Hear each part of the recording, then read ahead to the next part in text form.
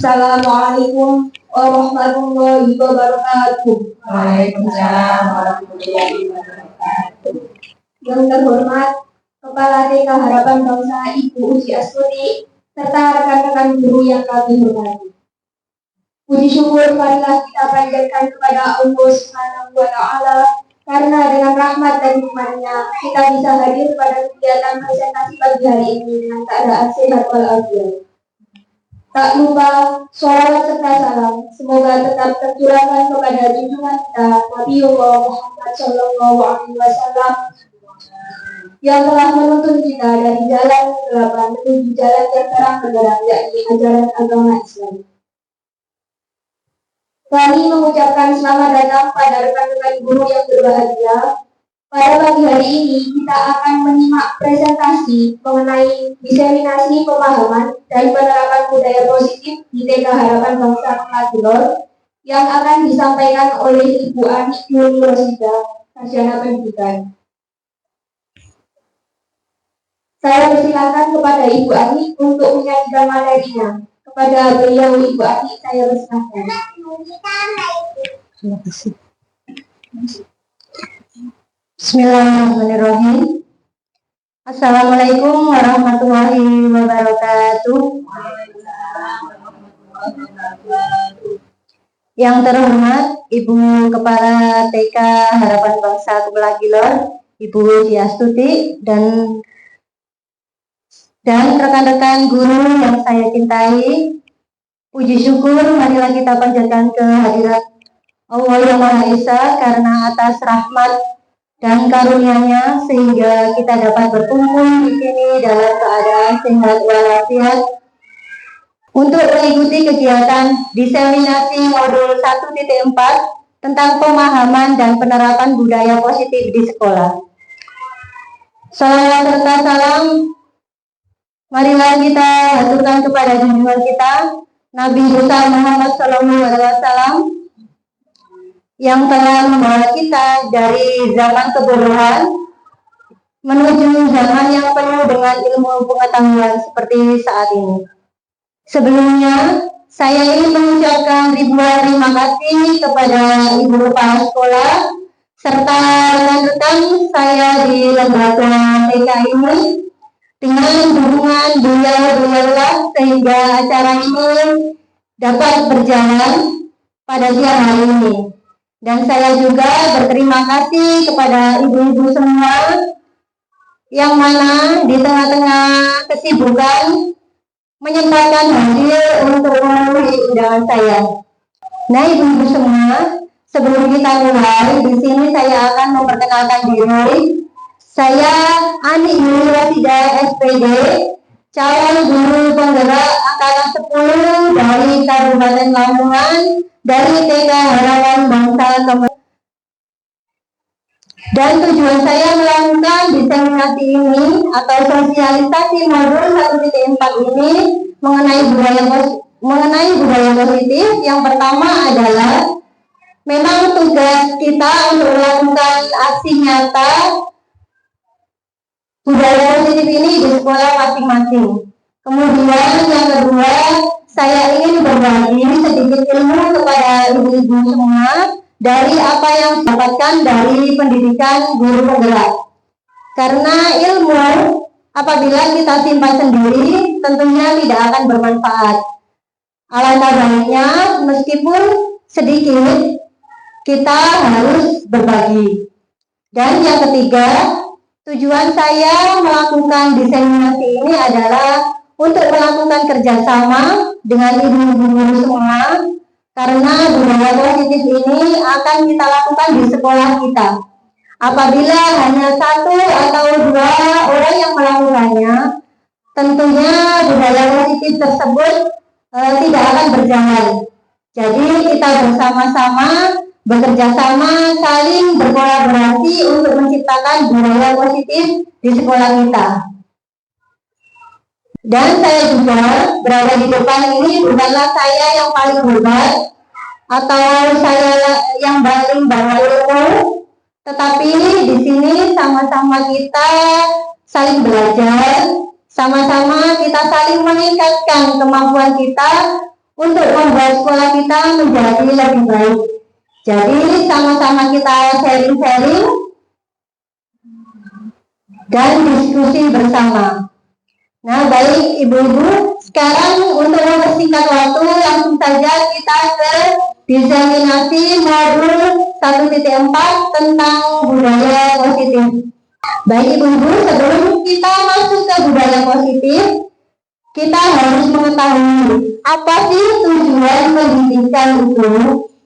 Menurut Ki Hajar Dewantara, tujuan pendidikan adalah menuntun segala kodrat yang ada pada anak-anak agar mereka dapat mencapai keselamatan dan kebahagiaan yang setinggi-tingginya, baik sebagai manusia maupun sebagai anggota masyarakat. Oleh sebab itu, pendidik itu hanya dapat menuntun tumbuh atau hidupnya kekuatan kodrat yang ada pada anak-anak, agar dapat memperbaiki lakunya bukan dasarnya, hidup dan tumbuhnya kekuatan kodrat anak-anak. Jadi, untuk mencapai tujuan pendidikan ini, tentunya salah satunya adalah dengan kita menciptakan budaya positif itu di sekolah. Di sini ada kata-kata menuntun. Kira-kira menurut pandangan ibu-ibu, apa arti kata menuntun? Membersamai, belajar, mengarahkan, membimbing. Nah, itu beberapa makna dari menuntun. Jadi tugas kita atau peran kita sebagai guru yaitu hanya dapat menuntun tumbuh hidupnya kekuatan kodrat yang ada pada anak-anak agar dapat memperbaiki lakunya. Jadi karena sesungguhnya anak-anak itu sudah memiliki bakatnya masing-masing, sudah memiliki dasarnya masing-masing, dan sudah memiliki cita-citanya masing-masing. Tugas kita sebagai pendidik adalah menuntun atau mengarahkan. Nah ini, bentar. Menurut Ki Hajar Dewantara, pendidikan diibaratkan seperti lahan pertanian. Peran pendidik diibaratkan sebagai seorang petani atau tukang kebun yang tugasnya adalah merawat sesuai kebutuhan dari tanaman-tanamannya agar tumbuh dan berbuah dengan baik. Kemudian peserta didik itu diibaratkan sebagai benih-benih dari tanaman yang akan kita rawat atau akan kita jaga. Dan kemudian lembaga pendidikan atau sekolah itu merupakan lahan pertanian. Jadi pasti benih itu ada yang bagus dan ada yang kurang bagus. Kira-kira benih itu jika ditanam di tempat yang kurang subur dan kurang dirawat oleh petani, meskipun benih itu benih yang unggul, apakah itu bisa tumbuh dengan baik? Tidak, ya. Atau mungkin bisa tumbuh, tapi ya kurang maksimal. Jadi kita, ya seperti itu. Jadi kita diibaratkan sebagai petani, ketika merawat bibit itu, kita harus memupuk, menyiram, menggemburkan tanah agar bisa bibit itu tumbuh dengan baik. Diibaratkan seumpama kita sebagai guru mempunyai anak yang mempunyai cita-cita seumpama ketika besar nanti ingin menjadi polisi. Kita harapkan anak itu menjadi polisi yang baik, yang jujur, yang mengayomi masyarakat.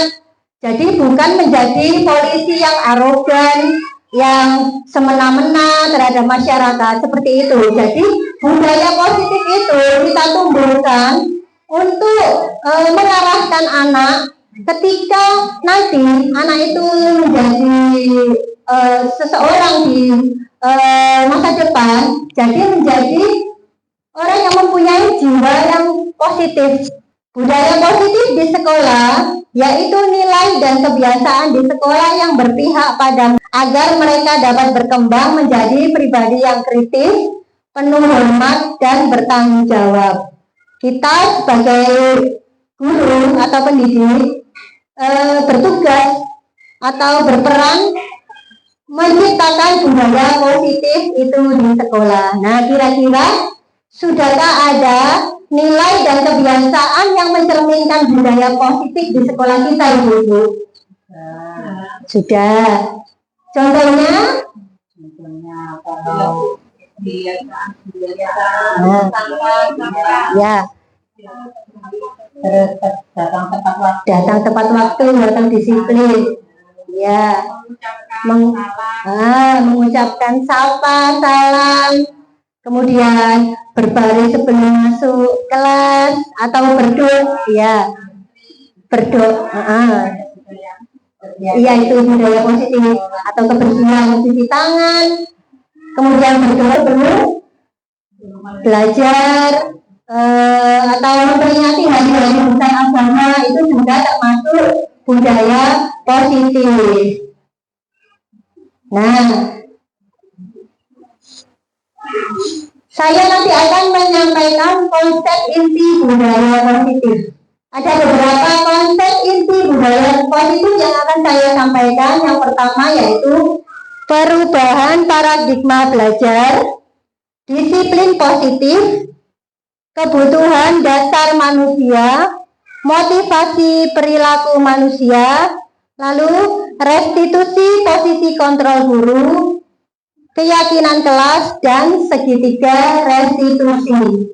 Jadi materi-materi ini insya Allah nanti akan membuka mata kita.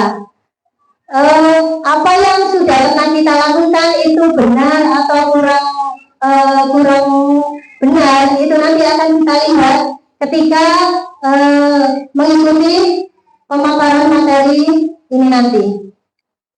Kita masuk ke pembelajaran dengan paradigma baru. Dalam membangun budaya positif, sekolah dapat menyediakan lingkungan yang positif, aman dan nyaman agar siswa mampu berpikir, bertindak, dan mencipta dengan merdeka, mandiri, dan bertanggung jawab. Jadi, ketika anak-anak datang ke sekolah, sebisa mungkin mereka akan nyaman di sekolah, bahagia di sekolah. Jadi dengan kita menciptakan budaya positif, anak-anak itu bersemangat ke sekolah, jadi tidak takut untuk berangkat ke sekolah. Dengan kita ramah kepada anak-anak, mencurahkan kasih sayang kita kepada anak-anak, jadi anak-anak itu pasti nyaman ketika berada di sekolah. Kemudian anak-anak juga kita biasakan dengan cara pembiasaan bersikap mandiri dan juga bertanggung jawab. Jadi anak-anak itu sebisa mungkin kita latih untuk dapat bertanggung jawab. Contohnya mungkin contoh kecil, bertanggung jawab dengan peralatan tulisnya ketika selesai mengerjakan. Bagaimana caranya kita menuntun agar anak itu bisa bertanggung jawab dengan barang-barang miliknya? Itu salah satunya.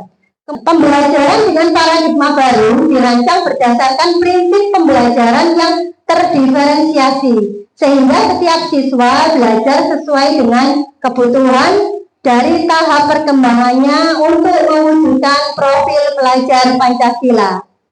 Nah, untuk profil pelajar Pancasila, saya kira ibu-ibu sudah mengetahui ya. Apa saja itu profil pelajar Pancasila? Ya, beriman dan bertakwa kepada Tuhan Yang Maha Esa dan berakhlak mulia, berkebinekaan global, bergotong royong, kreatif, bernalar kritis, dan mandiri. Itu adalah yang kita harapkan tumbuh pada anak-anak didik kita. Jadi profil pelajar Pancasila ini, bagaimana caranya kita menumbuhkan nilai-nilai itu pada anak kita? Jadi tugas kita itu tadi menuntun. Kita kembali lagi ke pemikiran di Hajat Dewantara itu tadi. Kita menuntun untuk tumbuhnya nilai-nilai tersebut kepada anak didik kita. Selanjutnya, disiplin sangat berkaitan dengan kontrol guru. Ini saya berikan satu permainan, cobalah buka. Ibu-ibu semua mencari pasangannya masing-masing, berhadapan. Jadi Anda dan teman Anda akan melakukan kegiatan cobalah buka. Anda adalah A, jadi salah satu ada yang menggenggam atau mengepalkan salah satu tangannya. Jadi salah satu menggenggam dan yang temannya yang satunya mencoba untuk membuka dengan sekuat tenaga. Bukan mengeluh. Nah, ya. Yang bertugas mengepal, Anda perlu menjaga benda tersebut, ya, harus menjaga tersebut sekuat tenaga, karena benda itu sangat penting, sangat rahasia di kehidupan Anda. Jadi tugas yang B atau teman yang membuka adalah mencoba dengan segala cara untuk membuka kepalan tangan Anda. Bisa dengan cara membujuk, menghardik, mengintimidasi, memarahi, menggoda, atau menggelitik, atau bisa dengan cara menawari dengan bujukan-bujukan, menawari dengan hadiah. Ayo, kita mulai. 1, 2, ayo 1, 2, 3,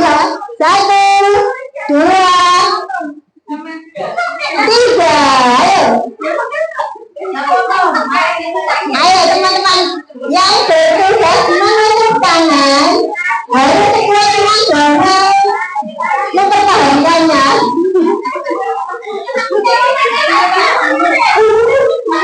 Bisa jalan, sudah ada yang terbuka, baik. Ya. Nah, dalam permainan ini adalah bagaimana kontrol diri kita.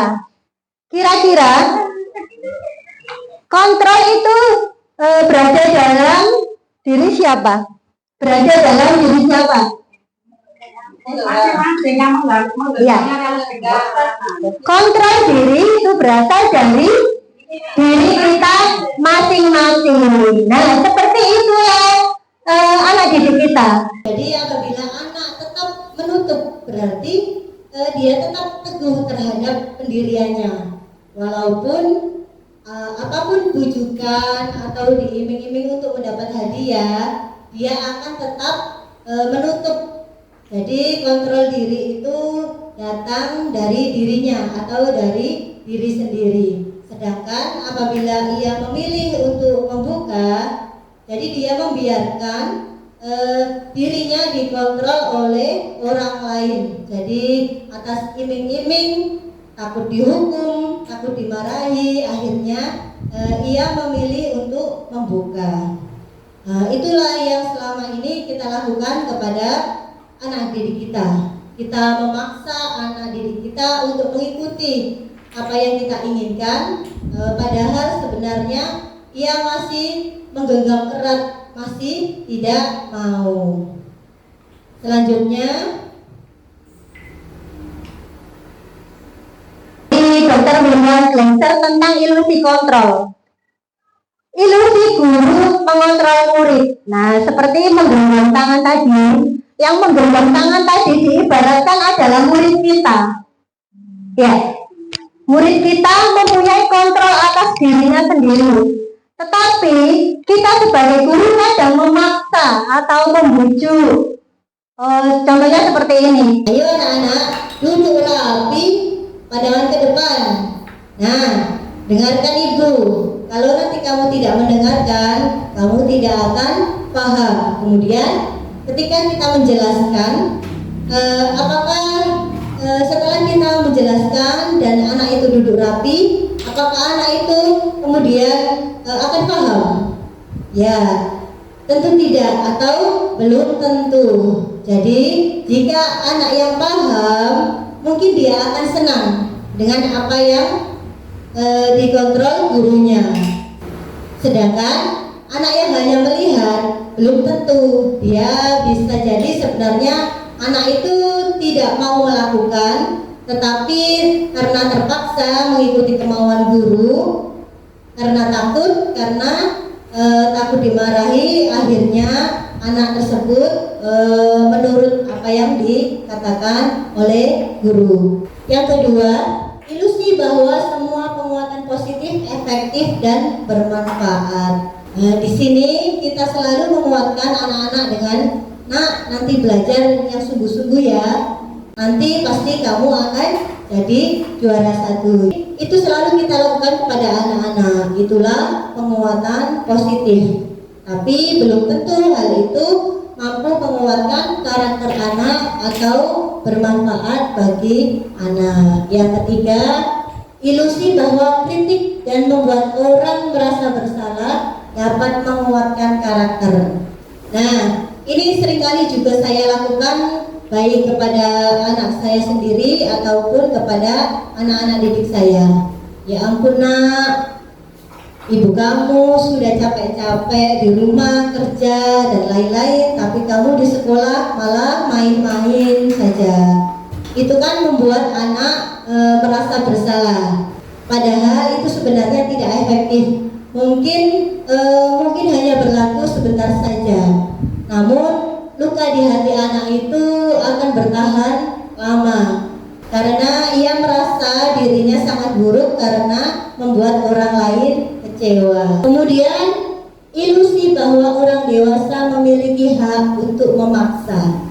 Nah, di sini seringkali kita jumpai apabila ada dua anak yang bertengkar, sebenarnya dua anak ini kukuh dengan pendiriannya masing-masing.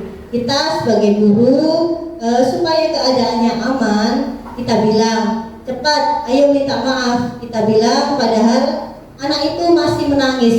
Yang satu juga masih belum terima, tetapi kita suruh mereka untuk bermaafan. Kita paksa mereka untuk saling memaafkan. Akhirnya mereka memaafkan dan melakukan apa yang kita katakan. Namun dalam hatinya sebenarnya tidak mau. Dia merasa belum selesai, belum tuntas loh Bu ini, kenapa kok sudah disuruh saya meminta maaf. Jadi anak itu tidak mau, tetapi kita paksa ya. Itu ilusi kontrol menurut Dr. William Glasser. Ilusi bahwa orang dewasa selalu memiliki kontrol kepada anak-anak didik kita ataupun anak-anak kita sendiri. Lanjut. Nah, lanjut kita masuk ke materi yang kedua, yaitu disiplin positif. Mendengar kata disiplin, kira-kira apa yang tergambar jika kita mendengar kata disiplin? Apa? Ya, peraturan, tegas, tertib, yaitu beberapa makna dari disiplin. Nah, kita lihat apa sebenarnya makna dari disiplin. Disiplin diri membuat orang menggali potensinya menuju sebuah tujuan apa yang dia hargai. Namun dalam budaya kita, makna kata disiplin telah berubah menjadi sesuatu yang dilakukan seseorang pada orang lain untuk mendapatkan kepatuhan. Nah, kecenderungan umum adalah menghubungkan kata disiplin dengan ketidaknyamanan. Benar kan? Apabila mendengar kata disiplin, pasti kita nyaman apa tidak? Misalnya, ketika kita masuk ke salah satu tempat atau ke bank gitu ya, dan ada aturan untuk memakai masker, nyaman apa tidak? Pasti tidak nyaman ya. Jadi kita ada kata-kata disiplin, kadang kita merasa tidak nyaman atau kurang nyaman. Bahkan terkadang disiplin itu dikaitkan dengan hukuman. Nah, orang tua paling senang memasukkan anak-anaknya ke sekolah yang akan disiplin dan berharap anak itu akan patuh. Namun belum tentu. Jadi banyak sekali contohnya. Nah, kemudian disiplin positif merupakan salah satu cara penerapan disiplin yang bertujuan untuk menumbuhkan kesadaran serta memberdayakan anak untuk melakukan sesuatu tanpa sogokan, ancaman maupun hukuman. Nah, di sini kita sebagai pendidik, tujuan kita adalah menciptakan anak-anak yang memiliki disiplin dan sehingga mereka bisa berperilaku dengan mengacu pada nilai-nilai kebajikan universal dan memiliki motivasi intrinsik bukan ekstrinsik. Jadi disiplin positif ini untuk menumbuhkan motivasi intrinsik dari anak-anak. Contohnya ketika kita belajar, motivasi intrinsiknya anak-anak pasti berpikir, oh biar saya menjadi anak yang pintar, atau oh saya biar bisa berprestasi. Kadang kita memberikan motivasi ekstrinsik. Kadang gini, ayo nak kamu belajar biar nanti mendapat ranking 1. Atau ayo nak belajar, nanti kalau kamu dapat ranking 1 nanti dikasih ibu hadiah. Nah, itu kan motivasi ekstrinsik. Kita sebagai pendidik kalau bisa mengurangi motivasi ekstrinsik itu pada anak. Kalau bisa kita menumbuhkan motivasi intrinsik pada anak. Seperti itu. Nah, ini tadi kesimpulannya, disiplin adalah kemampuan memerintah diri sendiri dalam mengontrol dan menguasai diri untuk memilih tindakan yang mengacu pada nilai-nilai yang kita hargai dengan penuh tanggung jawab tanpa terperintah orang lain. Nilai-nilai yang kita hargai adalah nilai-nilai kebajikan. Jadi, sifat positif manusia yang merupakan tujuan mulia yang ingin dicapai sebagai individu, yaitu nilai-nilai dalam profil pelajar Pancasila. Kita sebagai pendidik harus bisa menumbuhkan nilai-nilai tersebut pada anak didik kita. Selanjutnya, kebutuhan dasar manusia. Jadi realitasnya kebutuhan setiap orang itu berbeda. Kita harus berusaha memahami pandangan orang lain tentang dunia. Setiap orang memiliki gambaran yang berbeda-beda. Contohnya anak didik kita mempunyai sifat yang masing-masing, mempunyai keadaan yang masing-masing. Kita sebagai pendidik harus bisa melihat atau mengerti kebutuhan dasar anak didik kita. Nah, ada 5 kebutuhan dasar manusia. Yang pertama, survival atau kebutuhan untuk bertahan hidup. Contohnya seperti kita bertahan hidup dengan cara apa? Makan, minum, ya, tidur, beristirahat. Itu kita untuk memenuhi kebutuhan hidup. Kemudian anak-anak juga seperti itu. Bertahan hidup dengan cara apa?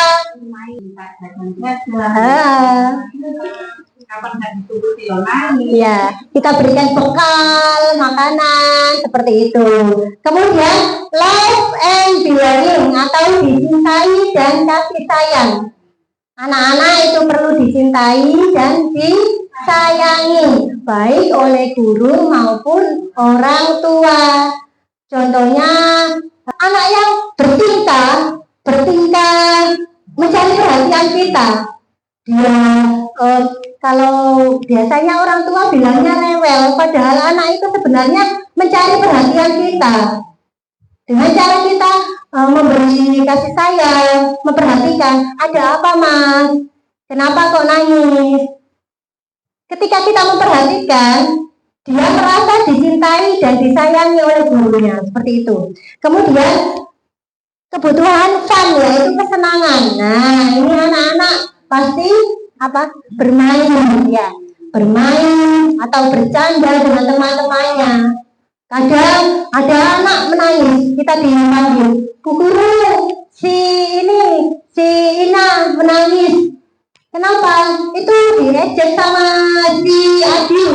seperti itu. Ketika kita tanya, Adi, kita harus menanya. Jadi bukan langsung, Adi kenapa ya Adi? Enggak, kita tanya, kita panggil, Adi kenapa kok Mbak Ina ini sampai menangis? Katanya tadi kamu ejek. Iya Bu, kenapa kamu ejek? Saya senang aja Bu melihatnya. Iya bisa termasuk bullying. Karena yang anak itu tadi mencari kesenangan, tetapi merugikan temannya. Dia merasa senang dengan apa yang sudah dilakukannya. Merasa temannya jengkel, sehingga temannya jengkel, dia itu senang. Jadi ini beberapa kebutuhannya. Kemudian freedom atau kebebasan. Nah, ya kebebasan. Anak-anak itu memerlukan kebebasan. Contohnya ketika di dalam kelas, ketika kita memberikan tugas, kadang yang itu aja, anak-anak pasti bosan. Jadi anak-anak itu kadang protes, Bu, tugasnya kok seperti ini, bosan. Kadang saya bosan Bu, disuruh nulis terus. Jadi anak itu memerlukan kebebasan. Seumpama diajak bermain yang lain, atau dia diberi permainan yang lain, mungkin dia lebih senang karena dia mencintai kebebasan. Iya, kita tanya dulu makanya. Kita menggali pengetahuan tentang kebutuhan anak itu tadi. Kenapa sih anak ini kok males-malesan ngerjakan tugas? Ternyata anak itu bosen, butuh kebebasan. Kemudian power atau penguasaan. Nah, biasanya ini juga bisa mengarah ke bullying, penguasaan. Kadang ada anak yang semena-mena, dia sama temannya itu, ayo kamu mana makanannya, atau kadang ada yang anak kan memalak temannya, mana uangmu. Jadi dia itu merasa berkuasa dengan cara seperti itu. Dia kalau temannya takut kepada dia merasa berkuasa. Jadi kebutuhan atas penguasaannya itu dia yang dibutuhkan. Nah ini untuk lebih memperdalami materi tadi, kita mempunyai satu kasus. Ibu Ina, guru kelas D di TK Melati, sedang bingung menghadapi ulah salah satu murid di kelas bernama Adi.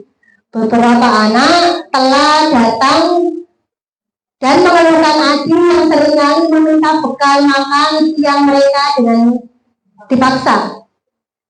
Jika Anda menghadapi situasi seperti Ibu Ina, apa yang akan Anda lakukan? Menurut Anda, kira-kira apa alasan Adi melakukan hal itu? Kira-kira apa, Bu? Saya tanya dulu si Asli. Lagi. Maaf sebelumnya, ini kalau jawaban saya tidak cocok dengan dimasukkan ya. Ini yang saya katakan. Kalau si Adi sering memalak, itu saya panggil si Adinya dulu. Si Adi saya tanya, kenapa sih nak kok sering minta makanan temannya? Ya temannya tuh nanti tuh nggak boleh nangis. Itu kenapa? Si Adinya itu bilang, Bu, di rumah itu loh, apa anunya itu ini ada. Itu yang nomor satu. Yang kedua, ditanya itu jawabnya gini, aku lo bosan menjelong itu. Nah, itu kan termasuk yang tadi kan boleh tapi tidak merasa. Yang ketiga, itu kayaknya kurang perhatian dari orang tua. Kurang perhatian. Kita maksudnya itu kita di sekolah itu masih memperhatikan anak ini.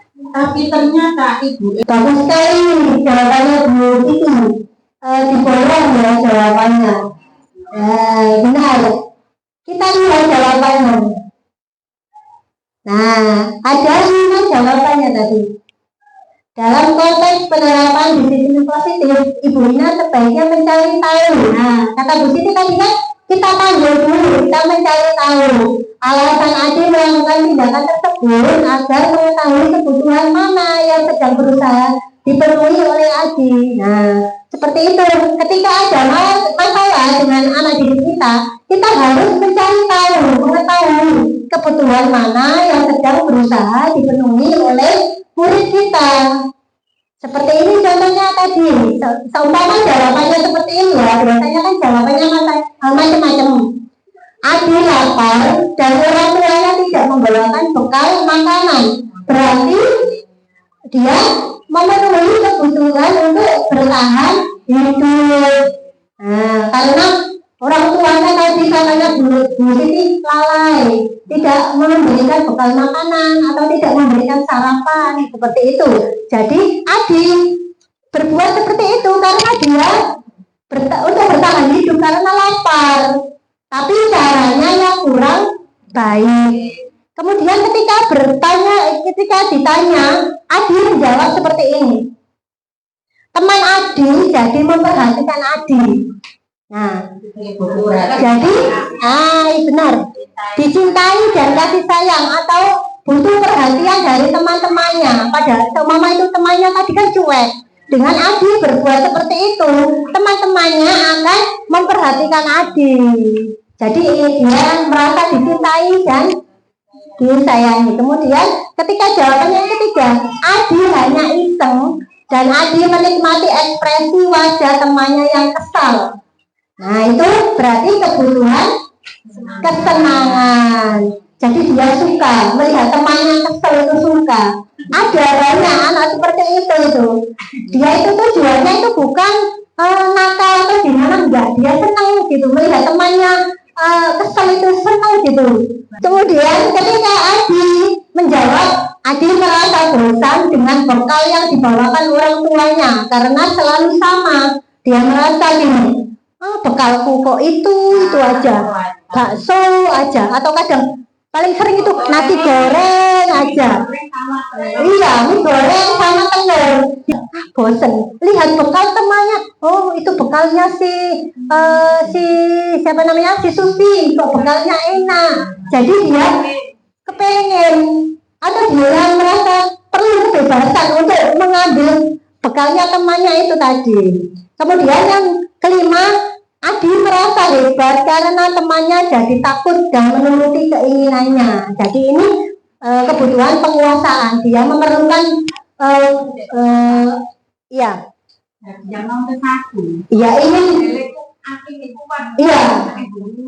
aku ini loh kuat, kamu harus takut sama saya. Dia merasa kayak seumpama orang dewasa, kayak preman kelas kakap gitu.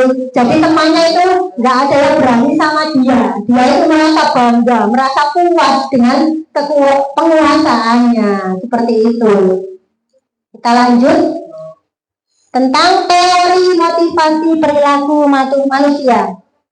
Motivasi merupakan dorongan yang timbul pada diri seseorang secara sadar atau tidak sadar untuk melakukan suatu tindakan dengan tujuan tertentu.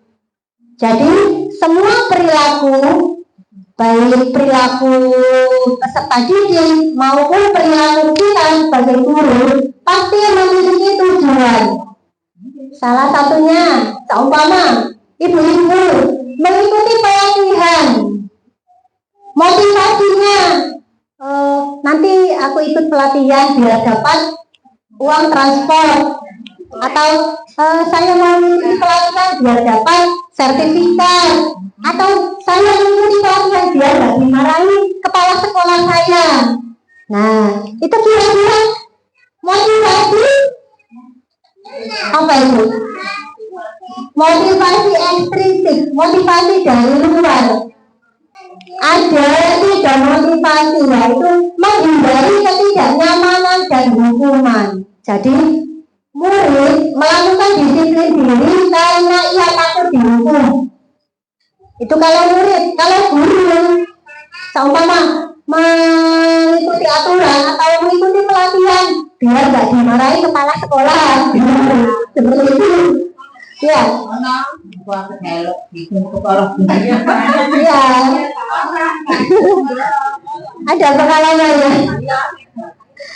Nah, yang di pikiran anak-anak atau di pikiran kita, kalau motivasinya itu adalah apa ya yang akan terjadi bila saya tidak melakukannya. Itu yang kita pikirkan. Jadi ini motivasi ekstrinsik atau motivasi dari luar. Kemudian selanjutnya motivasi mendapatkan imbalan atau penghargaan dari orang lain. Contohnya, kalau guru ya mengikuti pelatihan biar dipuji sama kepala sekolahnya. Oh pinter itu loh ikut pelatihan terus gitu. Pinter akas gitu loh. Rajin ikut pelatihan. Atau kalau anak-anak mengerjakan tugas, kalau kita puji, pasti dia semangat. Ya, anak itu semangat. Oh, pinternya ini mengerjakan tugas. Oh, kok rajin sekali ya, atau seperti itu ya. Pasti anak itu semangat. Ya. Tapi kira-kira motivasi ini kira-kira akan bertahan lama apa enggak? Tidak. Nanti kan, iya. Jadi cuma sementara kalau nggak dipuji, nanti dia akan kembali lagi ke setelan awal. Iya. Kalau nggak dipuji nanti, aku gak dilem, gak dipuji sama guru. Wes males aku mengerjakan tugas seperti itu. Jadi ini juga motivasi ekstrinsik. Jadi murid melakukan disiplin diri karena ingin mendapatkan imbalan atau penghargaan atau pujian dari orang lain. Yang dipikirkan yaitu apa ya yang akan saya dapatkan apabila saya melakukannya. Nah seperti itu tadi. Ketika mengikuti pelatihan, oh nanti aku dapat transport. Kayak ini tadi buahnya Oh iya. di rumah itu. Ono boyo penasaran satu sampai nang pajak budal esok. Iya. Pengen elok iki mau penasaran. Iya, penasaran. Enggak ada undangan, Iya. undangan ini cuma dia tidak lah. Iku penasaran termasuk kayak intrinsik. Oh berarti, oh iya berarti motivasinya itu bilang dengan jadi murid melakukan disiplin diri karena sadar akan mulai kebajikan dirinya. Jadi di pikiran murid, saya akan menjadi orang seperti apa bila saya melakukannya. Seperti kata Bu Siti tadi, mengikuti datang ke sini, mengikuti undangan saya tadi, kepengen ngerti. Oh nanti di sana, iya. Nenek aku meskipun baru sudah digurung rata elok pengen ngerti iso, dia nambah ilmu, Iya. dia nggak bodoh tambah bodoh, dia pinter itu. Jadi itu, iya. Iya. Luar biasa semangatnya. Motivasi ini dari dalam diri. Seperti anak-anak, ketika melakukan disiplin, seumpama berangkat tepat waktu. Anak-anak itu, jadi saya nanti kalau saya tepat waktu, saya akan menjadi anak yang rajin. Jadi dia nggak berharap imbalan apa-apa dari siapapun, dia nggak berharap. Dia dari dalam dirinya sendiri. Dengan seperti guru tadi mengikuti pelatihan karena ingin mendapatkan ilmu, ingin meningkatkan kemampuannya, meningkatkan pengetahuannya, menambah pengetahuan. Jadi tujuan disiplin positif adalah menumbuhkan motivasi intrinsik dari dalam diri peserta didik. Selanjutnya berikut adalah konsep disiplin dengan identitas gagal. Yang pertama, hukuman. Hukuman itu bersifat menyakitkan, membuat orang tidak nyaman. Murid menjadi takut. Hukuman biasanya memaksa. Kemudian murid juga menyembunyikan kesalahannya. Dan juga murid menjadi rendah diri atau minder. Biasanya hukuman itu kan seperti ini. Kamu itu mau jadi apa? Kok disuruh mengerjakan tugas nggak mau? Mau jadi apa kamu itu? Jadi kata-katanya itu menyakitkan. Dan jadi membuatnya anak menjadi tidak nyaman. Kemudian ketika kita menghukum, ayo kamu, kenapa kau terlambat? Kalau kamu terlambat, berdiri di depan selama 10 menit. Seperti itu kan ketika menghukum. Contohnya seperti itu. Ya, jadi anak merasa takut. Iya. Jadi anak itu merasa takut. Kemudian memaksa, dengan cara memaksa menghukum itu. Ayo kamu karena tidak mau, seumpama kalau di TK tidak mau membereskan mainan, kamu harus apa? Seumpama membereskan mainanmu sendirian, seperti itu. Jadi memaksa, dia melakukan itu terpaksa. Kemudian murid menyembunyikan kesalahan. Nah, karena takut dihukum, anak-anak itu biasanya berbohong atau menyembunyikan kesalahan. Ketika seumpama ada satu anak mengganggu anak yang lain dan anak itu menangis, ketika ditanya, kalau yang menanya itu sudah seumpama gurunya dengan wajah yang sangar gitu menanya, apa yang kamu lakukan sama si putri? Dia akan merasa takut karena takut nanti saya dapat hukuman, dia akan berbohong. Enggak bu, saya tadi lo enggak ngapa-ngapain. Nah, karena takut dihukum. Dan ketika murid juga bisa menjadi ini tadi, ketika kita menghukum dengan cara menghardik, itu bisa menjadi anak membuat anak menjadi rendah diri. Kita menghardik dengan kata-kata yang menyakitkan itu tadi. Kemudian penghargaan, disiplin dengan cara penghargaan itu bersifat tidak efektif atau tidak bisa berlangsung dalam jangka panjang. Merusak hubungan atau sifat iri. Nah, ketika kita, contohnya di dalam kelas, ketika kita ada anak kita mendapat ranking 1, kita memujinya di depan anak yang tidak mendapatkan ranking. Jadi anak yang kita puji itu akan merasa terpuji atau mendapat penghargaan. Tetapi anak yang tidak kita puji itu tadi akan merasa mendapatkan hukuman karena tadi tidak mendapatkan ranking, jadi dia merasa terhukum.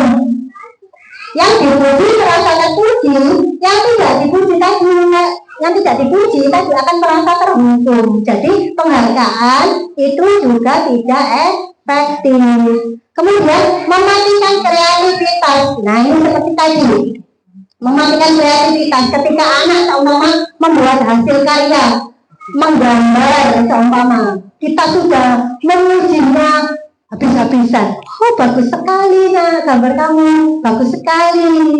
Oh, ini pasti tadi kamu belajar ya seperti ini. Anak itu merasa, oh, aku menggambar seperti ini aja, udah puji. Jadi dia udah nggak berusaha lagi untuk meningkatkan itu tadi biar lebih bagus lagi. Jadi dia merasa sudah puas dengan hasil apa yang sudah dilakukan. Kemudian menghukum dengan sistem ranking. Nah, ini tadi ranking itu juga bisa menghukum itu tadi ya, berpengaruh. Untuk anak yang mendapatkan ranking itu mungkin suatu kebanggaan, tetapi anak yang tidak mendapatkan ranking sangat itu tadi sangat terhukum, dia bisa down ya benar sih. Jadi bisa down. Jadi ranking itu tidak bagus. Kalau bisa kita tidak usah memberikan ranking. Apalagi di TK, kita memberikan ranking dari mana? Maksudnya itu dari segi apa kita memberikan ranking di TK? Karena setiap anak itu unik, memiliki kecerdasan masing-masing, memiliki bakat masing-masing. Ada anak yang bakat menggambar tapi tidak bisa membaca, ada anak yang pintar membaca menulis tidak bisa menggambar, ada anak yang pintar berhitung tapi tidak bisa menggambar, tidak bisa membaca tapi pintar berhitung kan. Jadi kita memberikan ranking itu tidak ada dasarnya yang pasti. Sesuaikan dengan kemampuan saya itu kan saya kasih anak hebat berprestasi, anak cerdas berkreasi, itu idealannya. Oh, berarti Tidak ada ini satu ini tidak ada. berarti setiap anak diberikan penghargaan atau dikasih piala, tetapi sesuai dengan kemampuannya atau apa yang menonjol dari anak itu. Ya, itu juga bisa termasuk ide yang bagus. Jadi semua anak merasa diberi penghargaan. Kemudian yang selanjutnya yaitu merampas hak anak untuk menghargai dirinya. Contohnya, ketika anak itu sudah bisa berhitung, seumpama berhitung, yang kemarin bisa berhitung 1 sampai 10, sekarang bisa berhitung sampai 20, kan di anak-anak TK kan, anak-anak usia dini, dia itu sangat bangga sama dirinya sendiri karena sudah bisa. Tetapi kadang sebagai orang tua, kadang kita itu saking senangnya, nah tak kasih es krim karena kamu sudah bisa berhitung sampai 20. Padahal anaknya, aku loh kenapa kok dikasih ibu? Aku loh sudah senang, aku bisa berhitung. Kenapa kok malah dikasih es krim? Jadi merampas hak anak untuk menghargai dirinya sendiri. Kadang kita orang tua tidak sadar. Kita padahal niatnya untuk menyenangkan anak, tapi kadang kita nggak sadar kalau itu bisa merampas hak anak untuk menghargai dirinya. Kemudian yang tadi identitas gagal, yang sekarang ke identitas konsep disiplin identitas sukses, yaitu konsekuensi dan restitusi. Konsekuensi itu penguatannya yaitu dengan jangka pendek. Konsekuensi biasanya berhubungan dengan peraturan. Jadi ada aturan yang harus dilakukan. Kita datang sekolah harus tepat waktu. Kalau tidak tepat waktu, nanti akan contohnya harus membersihkan kelas seperti itu. Kemudian konsekuensi itu perlu berkelanjutan. Jadi kita perlu meninjau ulang peraturan-peraturan tersebut. Kemudian stimulus respon. Jadi konsekuensi itu ketika anak melakukan pelanggaran, anak itu tidak langsung atau kadang anak itu melanggar, kita harus menstimulasinya. Kita bertanya kepada anak, tadi kamu itu ya berangkat ke sekolahnya terlambat ya? Iya Pak. Kamu tahu peraturannya? Iya, saya harus membersihkan kelas seperti itu. Jadi respon dari anak itu perlu stimulasi dari guru atau dari orang dewasa. Jadi dia tidak dari dalam dirinya sendiri. Kemudian murid menghormati peraturan. Nah, konsekuensi dengan adanya konsekuensi murid juga menghormati peraturan. Dia menghormati peraturan itu karena ada konsekuensinya. Karena ada akibatnya kalau dia melanggar konsekuensi peraturan tersebut. Kemudian kehilangan waktu untuk memenuhi kesalahannya. Biasanya kalau konsekuensi seperti itu langsung peraturannya apa, kalau dilanggar konsekuensinya apa, seperti itu. Jadi dia tidak mempunyai waktu untuk memenuhi kesalahan. Oh iya, aku tadi salah, jadi enggak. Jadi kalau saya terlambat ya apa itu konsekuensinya harus seperti ini. Jadi dia tidak ada kesempatan untuk memenuhi kesalahan. Beda dengan restitusi. Kalau restitusi murid jadi lebih bertanggung jawab.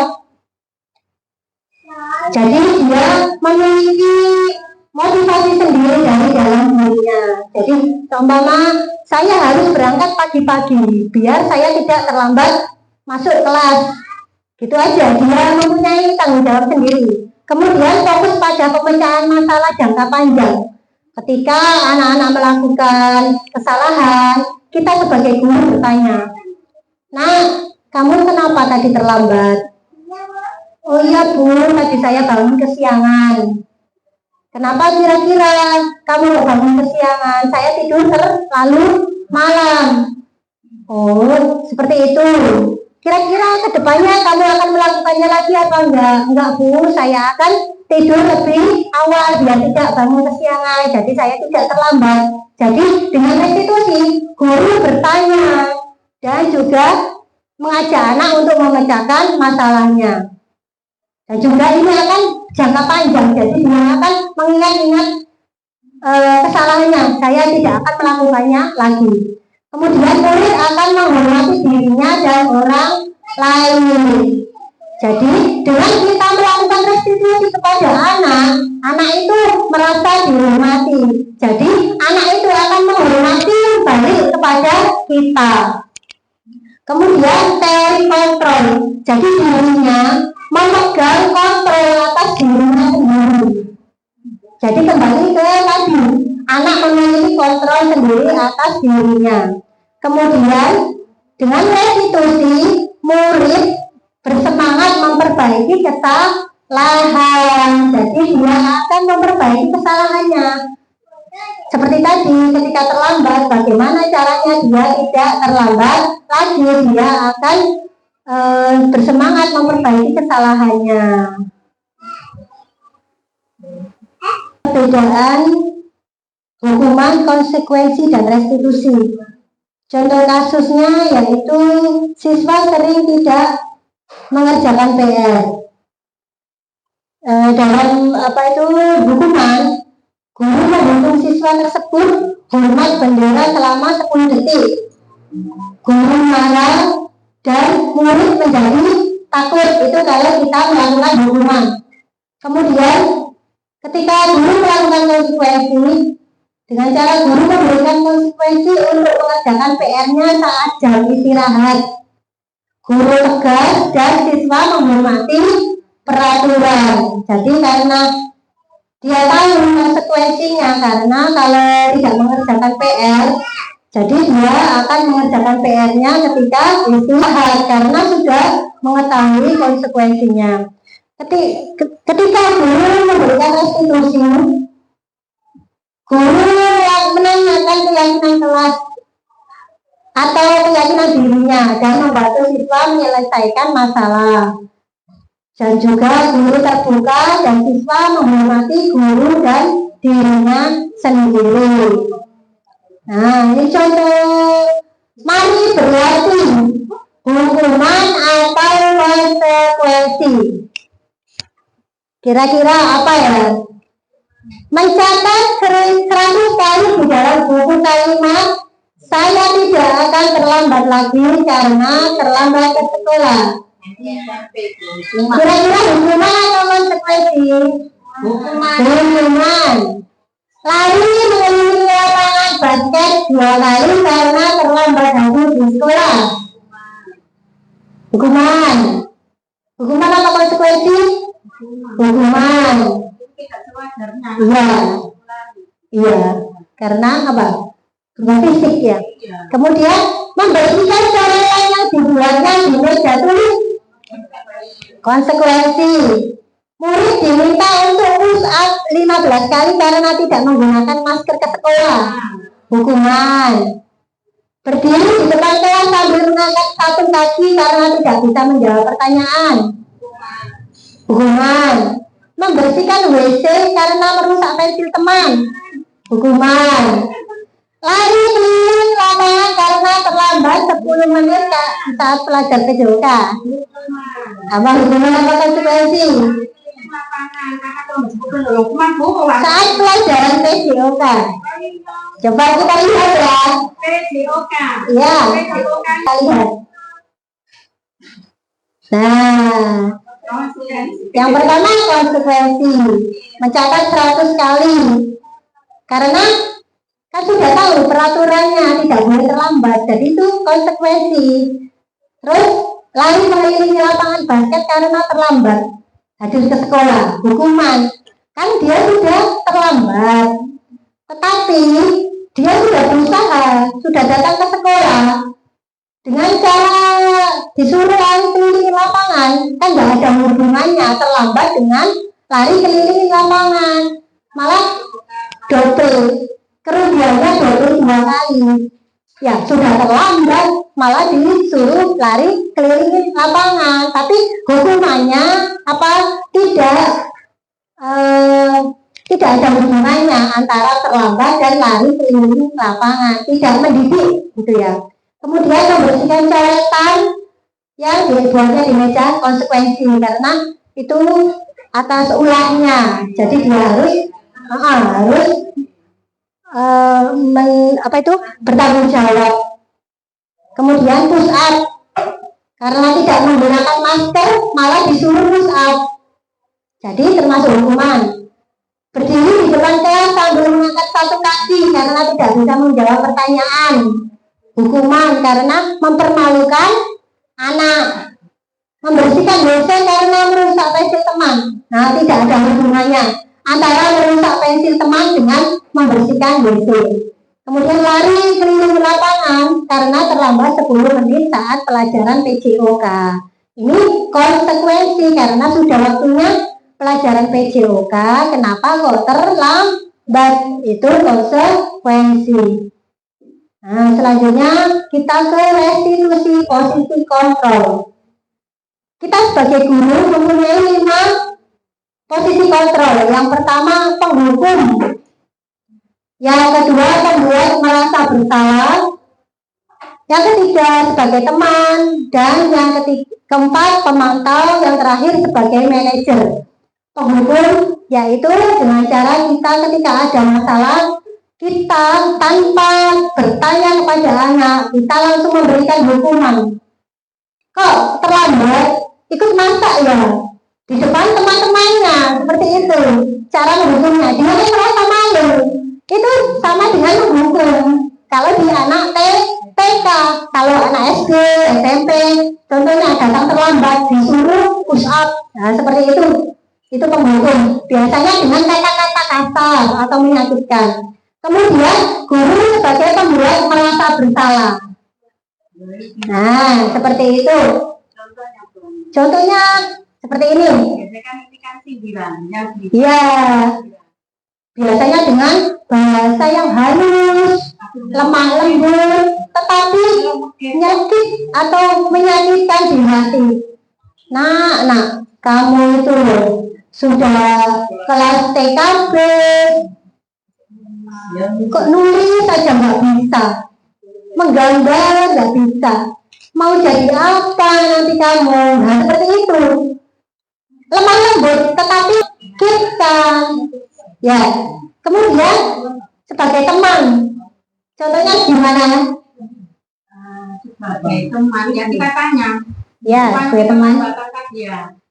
Kenapa sih kok terlambat? Kita dekati, ya. Kita ajak ngobrol. Kenapa sih kamu tadi juga terlambat ya? Iya, ya seperti itu. Kamu tadi terlambat kenapa? Nanti lain gini, tapi biasanya dengan ada bercanda. Nanti nggak boleh gitu lagi loh ya, nggak boleh terlambat lagi loh ya, seperti itu loh ya. Iya, itu sebagai teman, jadi diajak bercanda. Kamu tadi terlambat kenapa? Pasti telat bangunnya ya, nanti nggak boleh gitu lagi ya, seperti itu. Terus sebagai pemantau, nah pemantau ini biasanya mengaitkan dengan peraturan sekolah. Terus kamu terlambat kenapa? Biasanya itu dengan ekspresi datar. Kamu tadi terlambat kenapa? Jam segini kok baru datang ke sekolah. Seharusnya bagaimana? Seharusnya jam berapa masuknya? Jam 7 Bu, seperti itu. Jadi dengan cara apa? Bertanya tapi dengan wajah datar. Dan yang terakhir yaitu sebagai manajer. Nah, kita sebagai guru sebaiknya bisa mengambil posisi kontrol sebagai manajer. Kita tanya baik-baik, kenapa kok terlambat? Apa alasannya? Bagaimana selanjutnya kamu bisa memperbaiki kesalahannya ini bagaimana? Seperti itu kita tanya. Jadi anak nanti akan bercerita. Saya tadi malam itu Bu bergadang atau tidur terlalu malam, jadi bangunnya telat, seperti itu. Jadi guru itu bisa memanage atau mengatur anak biar dia bisa menumbuhkan atau bercerita tentang kesalahannya, menemukan kesalahan dan juga menemukan solusinya. Jadi tidak langsung dengan cara menghukum atau dikasih konsekuensi seperti itu.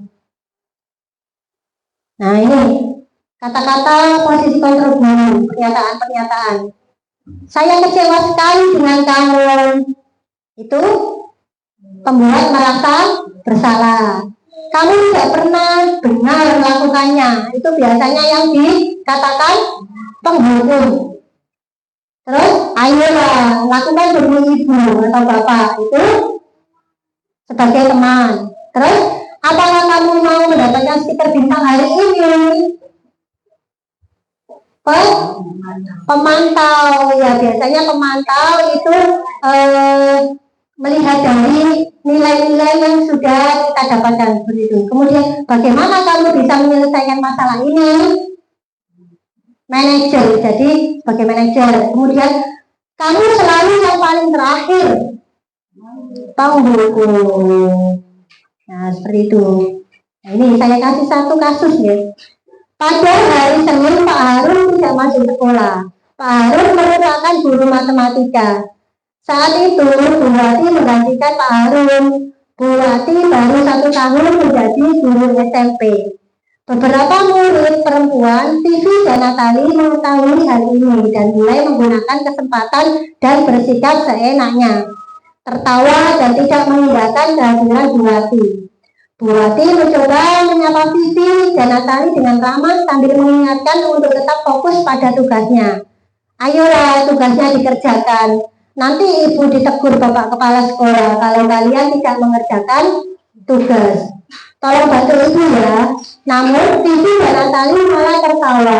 Ah ibu, santai saja bu. Mereka tetap tidak mengerjakan tugas dan malah mengobrol. Kira-kira posisi Ibu Wati di sini sebagai apa? Kira-kira? Dengan berkata, ayolah tugasnya dikerjakan. Sebagai teman, di sini Bu Wati bertindak sebagai teman. Jadi dengan kata yang sambil bergurau, ayolah tugasnya dikerjakan. Nanti ibu ditegur Bapak Kepala Sekolah kalau kalian tidak mengerjakan tugas. Tolong bantu ibu ya, seperti itu sebagai teman. Nah, yang kasus 2, Anto dan Bimo sedang bermain bersama di lapangan basket dan tiba-tiba terlibat dalam sebuah pertengkaran adu mulut. Bimo pun menjadi emosi dan mengadakan kontak fisik, menarik kemeja Anto dengan kasar sampai 3 kancingnya terlepas. Pada saat itu, guru piket langsung melerai mereka dan membawa mereka ke ruang kepala sekolah. Ibu Suti sebagai kepala sekolah berupaya menenangkan keduanya, terutama Dimo. Dimo sepertinya kamu saat ini sedang marah sekali. Mendengar itu, Dimo pun mengalami bercerita dengan kekesalan hatinya. Ibu Suti pun melanjutkan bahwa membuat kesalahan adalah hal yang manusiawi dan bahwa mempertahankan diri adalah hal yang penting. Namun meminta Dimo memikirkan cara lain yang lebih efektif karena saat ini Dimo berada di ruang kepala sekolah. Ibu Suti melanjutkan bertanya tentang keyakinan sekolah yang telah disepakati serta apakah Dimo bersedia memperbaiki kesalahannya. Kemudian Dimo pun akhirnya berlahan mengangguk. Kemudian Ibu Suti balik bertanya kepada Anto, hal apa yang bisa lakukan Dimo untuk memperbaiki masalah ini? Anto menjawab, saya perlu kancing saya diperbaiki Bu. Ibu saya akan sangat marah kalau melihat kancing baju saya sampai copot 3 kancing begini. Ibu Suti pun kembali bertanya ke Dimo, apakah yang akan dia lakukan untuk menggantikan kancing Anto yang terlepas? Kemudian Dino berpikir sejenak, namun menjawab, wah Dino mengangguk, tanda menyetujui, dan sepanjang siang itu Dino belajar menjahit dan memperbaiki kemeja Anto. Terakhir kita lihat kedua anak laki-laki tersebut, Bimo dan Anto, pada jam pulang sekolah mereka sudah bercengkrama dan bersendau-gurau kembali. Posisi kontrol apa yang dilakukan Bu Tuti kira-kira? Manajer. Jadi dengan cara menanyakan, ya, memberikan solusi dan yang pertama tadi apa? Iya, bertanya apa yang terjadi, kemudian menanyakan keyakinan, kemudian memberikan solusi. Jadi itu posisi manajer. Nah, kita sebagai guru sebaiknya harus bisa mengambil posisi manajer. Jadi penghukum dan pembuat merasa bersalah tadi termasuk identitas gagal. Kemudian teman atau pemantau itu termasuk identitas berhasil atau sukses. Tetapi keduanya itu masih kontrol dari luar. Dan ketika kita mengambil posisi manajer dengan cara menunjukkan rasa menghargai diri sendiri anak, jadi anak itu bisa mengambil kontrol diri. Jadi menghargai diri sendiri. Posisi manajer itu merupakan identitas berhasil atau merupakan kontrol diri atau kontrol dan intrinsik. Selanjutnya, keyakinan kelas. Keyakinan kelas adalah nilai-nilai kebajikan atau prinsip-prinsip universal yang disepakati bersama secara universal, lepas dari perbedaan agama, suku, negara, dan bahasa. Ini menurut Gosen 1998. Suatu keyakinan akan lebih memotivasi seseorang dari dalam atau dari intrinsik. Seseorang akan lebih bersemangat untuk menjalankan keyakinannya daripada hanya sekedar mengikuti peraturan. Jadi seseorang atau murid akan lebih bersemangat untuk menjalankan apa yang diyakininya. Jadi bukan sekedar mengikuti peraturan. Kembali ke awal tadi, ketika kita meyakini memakai masker itu untuk kesehatan, jadi kita akan memakai masker itu tanpa mengikuti aturan. Tanpa adanya aturan kita akan memakai masker. Kita memakai helm untuk keselamatan. Jadi itu dari dalam diri kita sendiri. Tidak hanya sekedar karena mengikuti peraturan. Nah, ini perbedaan peraturan dan keyakinan kelas. Nah, kenapa kok bukan peraturan tetapi keyakinan kelas yang akan kita buat? Peraturan itu biasanya lebih detail. Jadi contohnya, selalu memberikan buku ke tempatnya, itu peraturan. Kalau keyakinan kelas, seumpama kita membuat keyakinan kelas, kita akan menuliskan apa? Tanggung jawab. Contohnya, peraturan, dilarang mengganggu orang lain. Dalam keyakinan kelas, kita menuliskan apa? Menghormati orang lain dan diri sendiri. Jadi keyakinan kelas ini biasanya itu lebih universal atau lebih luas. Tapi di dalamnya itu banyak nilai-nilainya. Contohnya, hadir di sekolah 15 menit sebelum pembelajaran dimulai. Dalam keyakinan kelas kita menuliskannya dengan menghormati orang lain, komitmen pada tujuan atau berkomitmen. Kemudian dilarang melakukan kekerasan.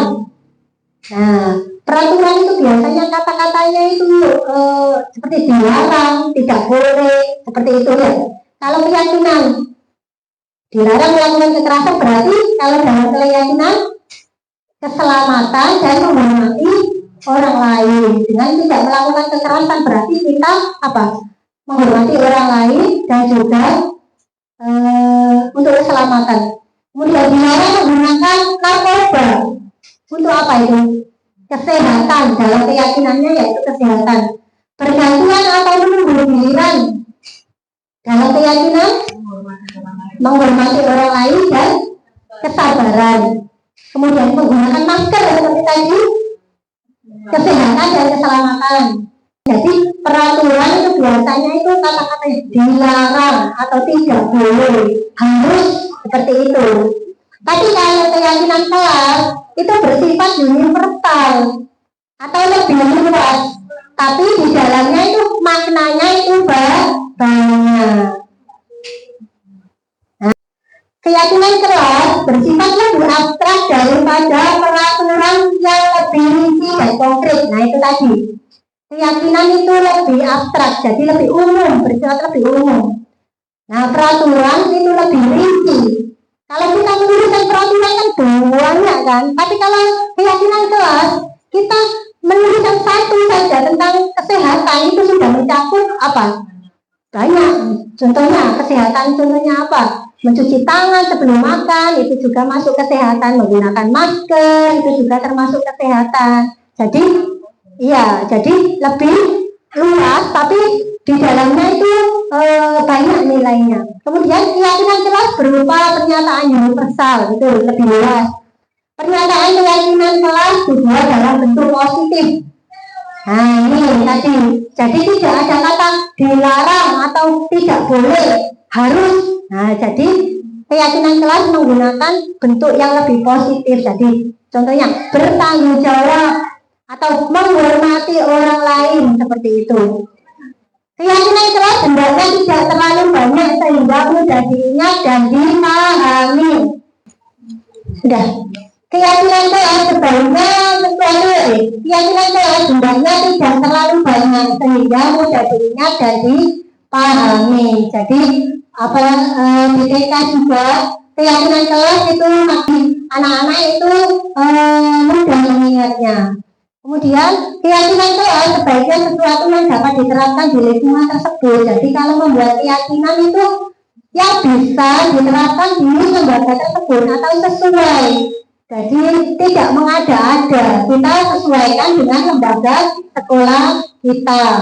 Kemudian semua warga kelas ikut berkontribusi dalam pembuatan keyakinan kelas lewat kegiatan curang pendapat. Jadi peraturan biasanya kan hanya dibuat sepihak oleh guru. Ya, langsung kita biasa ditempelkan gitu saja di tembok peraturan kelas atau peraturan sekolah. Kalau keyakinan kelas, anak-anak diajak membuat keyakinan kelas, diajak berdiskusi, membuat keyakinan kelas tersebut. Nanti kita diskusikan, kita membuat keyakinan kelas apa saja yang akan kita ambil seperti itu. Jadi anak-anak berkontribusi. Kemudian bersedia meninjau kembali keyakinan dari waktu ke waktu. Jadi keyakinan kelas bisa kita ubah.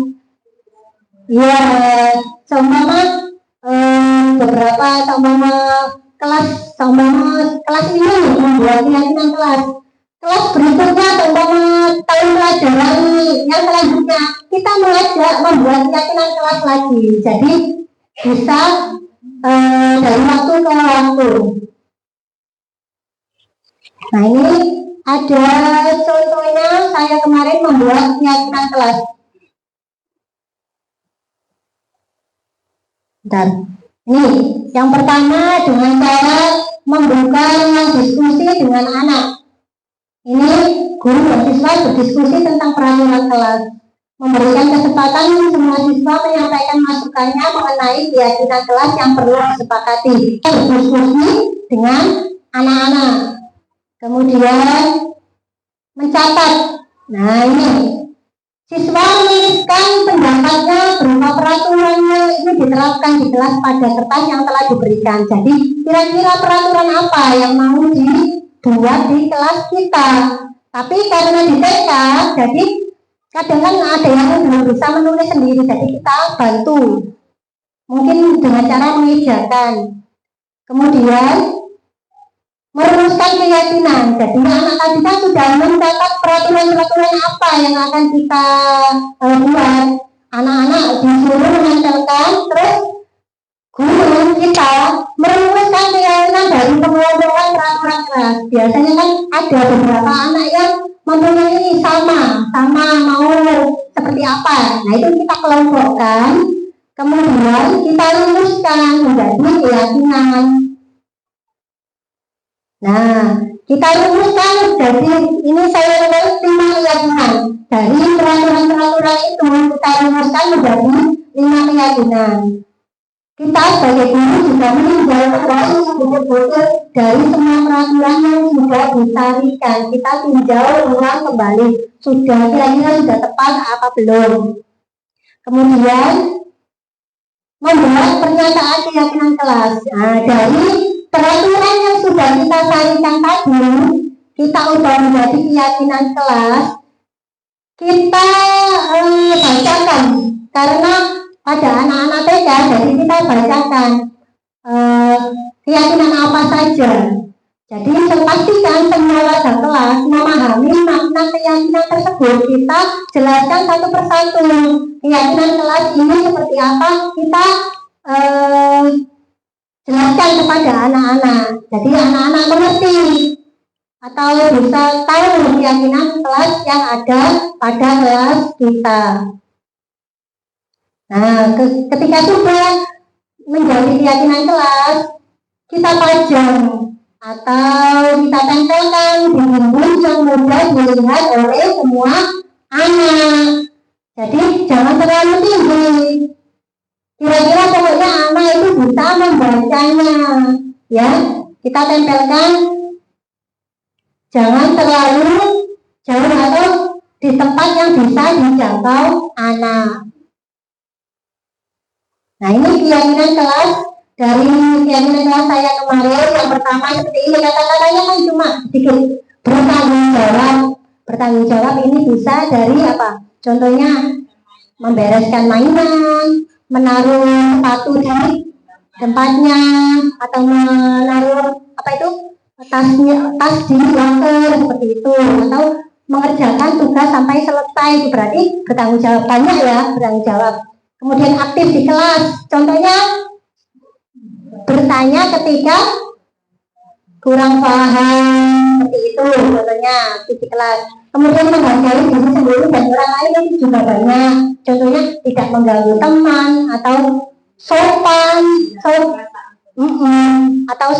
dengan guru ketika berbicara, itu juga menghargai diri sendiri dan orang lain.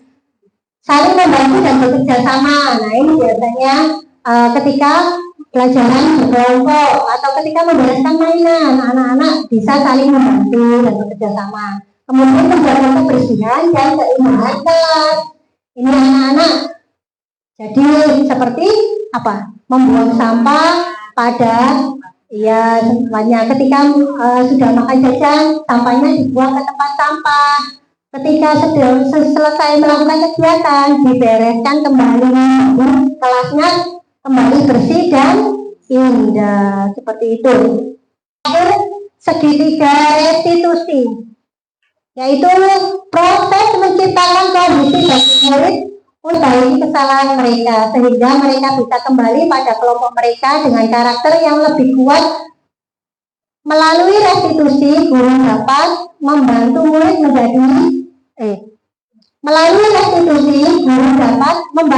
menjadi lebih memiliki tujuan, disiplin positif, serta memulihkan dirinya setelah berbuat salah. Membantu murid untuk jujur pada diri sendiri dan mengevaluasi dampak dari kesalahan yang dilakukan, dan memberikan penawaran bukan paksaan. Nah, ciri-ciri restitusi. Restitusi bukan menebus kesalahan, namun belajar dari kesalahan, memperbaiki hubungan. Jadi berupa tawaran bukan paksaan, menuntun untuk melihat ke dalam diri, mencari kebutuhan dasar yang mendasari tindakan, dan fokus pada karakter bukan tindakan. Kemudian menguatkan dan fokus pada solusi. Jadi restitusi ini berhubungan dengan posisi kontrol guru tadi sebagai manajer tadi ya. Berikut langkah-langkah segitiga restitusi. Segitiga restitusi yang pertama, menstabilkan identitas yang baru dulu. Jadi ketika anak melakukan kesalahan, contohnya ketika anak memukul temannya, Tapi kita tanyakan dulu, setiap orang pasti pernah melakukan kesalahan. Atau kamu bukan satu-satunya yang pernah melakukan kesalahan. Atau contohnya ketika terlambat. Semua orang pasti pernah melakukan kesalahan tersebut. Itu menstabilkan identitas. Kemudian validasi tindakan yang salah dengan kita bertanya alasannya, yaitu kita bertanya alasannya. Kalau ketika terlambat, kita tanyakan, kamu tentu punya alasan mengapa kamu bisa terlambat. Kita tanyakan, kemudian menanyakan keyakinan kelas apa yang kira-kira sudah kita sepakati, tetapi kamu langgar. Jadi kita tanyakan kepada anak. Ketika kita sudah menanyakan keyakinan, kita kemudian akan mencarikan solusi, memberikan solusi kepada anak tersebut. Jadi ketika anak sudah melakukan kesalahan, kita tanyakan alasannya, kenapa melakukan itu, kemudian kita tanyakan keyakinan. Yang terakhir kita akan memberikan solusi. Anak itu akan menemukan solusi dengan guru menerapkan segitiga restitusi. Jadi tugas kita sebagai guru semoga bisa menerapkan segitiga restitusi ini dalam apapun masalah yang dihadapi murid kita. Lebih merasa diperhatikan. Jadi wes aku nggak akan seperti itu lagi, ya. Nah, ini contoh praktek segitiga restitusi yang kemarin sudah saya lakukan.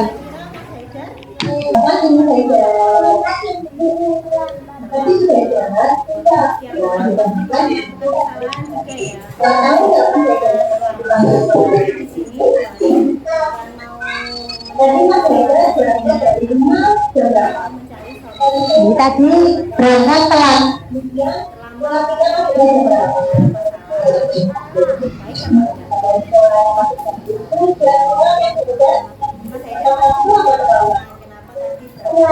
Nah, kita tanyakan. Nah, ini dengan menstabilkan identitasnya.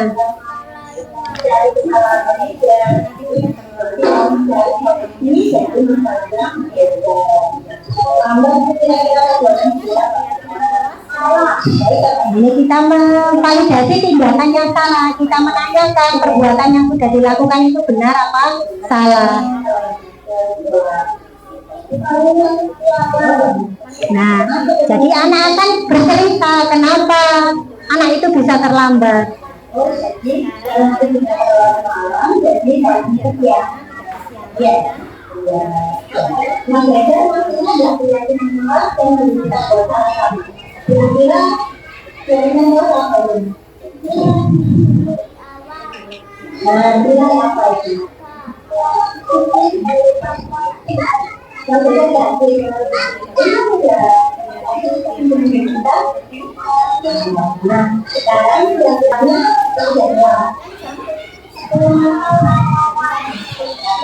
Ini setelah menanyakan keyakinan, kita mencarikan solusi.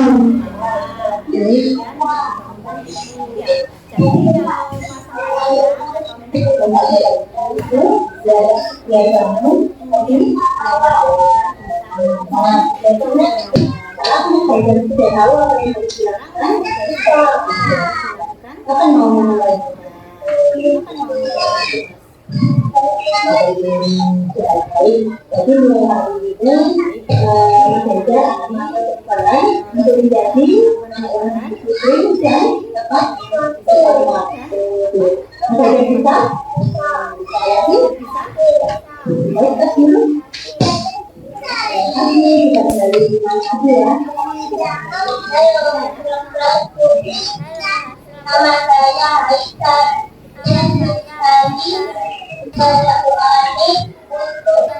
Mengalami masalah yang kita solusi. Terima kasih Bu Ani. Jadi ada satu lagi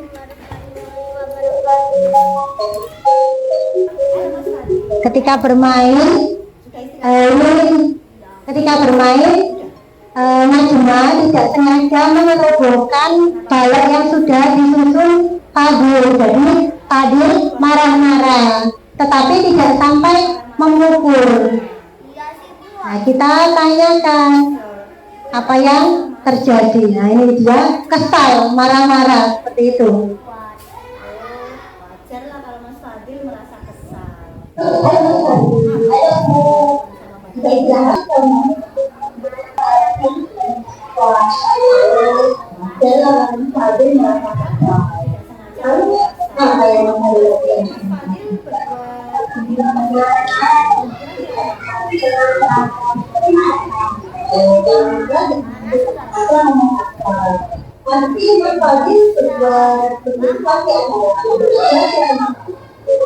Kita validasi tindakan yang salah.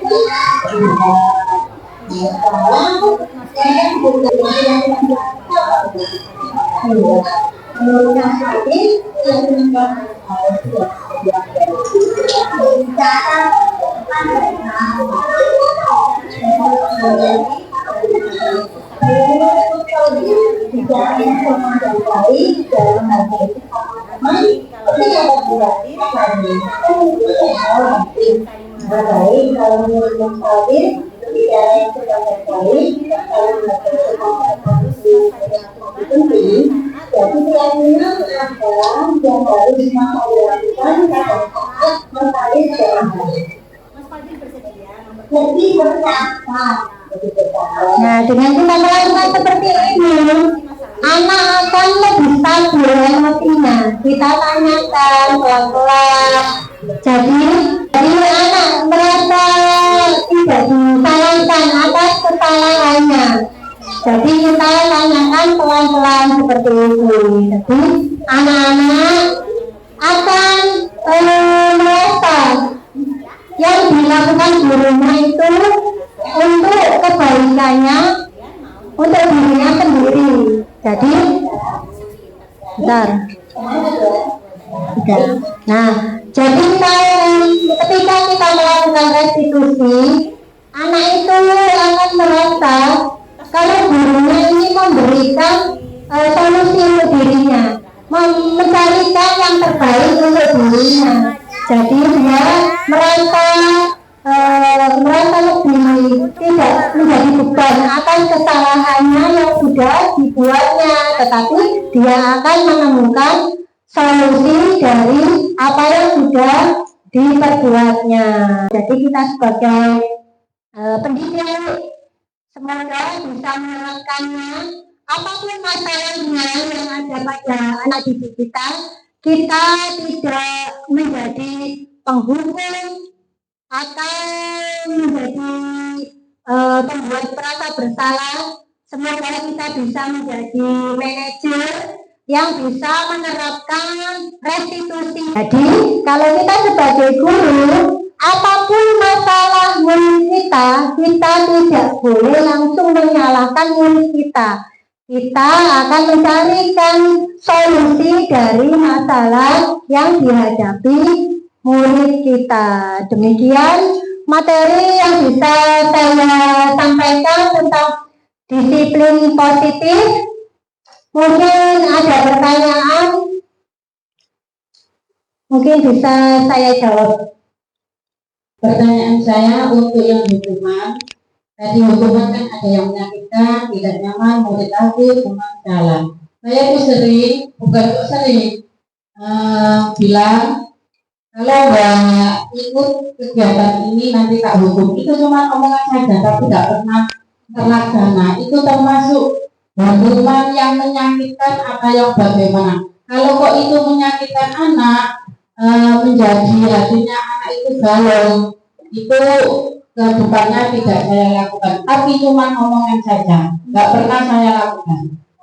Cuma kalau nggak mengerjakan ini atau nggak ikut kegiatan, seumpama senam ya, ayo semuanya ikut senam semua. Kalau nggak ikut nanti tak hukum loh lah. Itu cuma omongan saja. Terus hukuman apa yang saya tidak pernah. Itu termasuk hukuman yang bagaimana. Terima kasih. Baik, langsung saya jawab deh.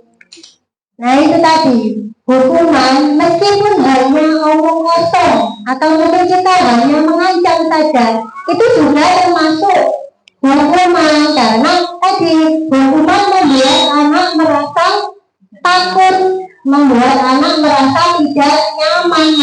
Meskipun itu hanya ancaman atau omong kosong, itu sudah termasuk hukuman, karena itu tadi hukuman bersifat membuat anak tidak nyaman, kemudian membuat anak merasa takut. Itu termasuk dari hukuman, meskipun tidak kita lakukan, hanya kita menakut-nakuti atau dengan mengancam.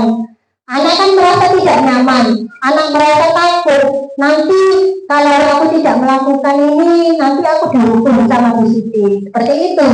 Dengan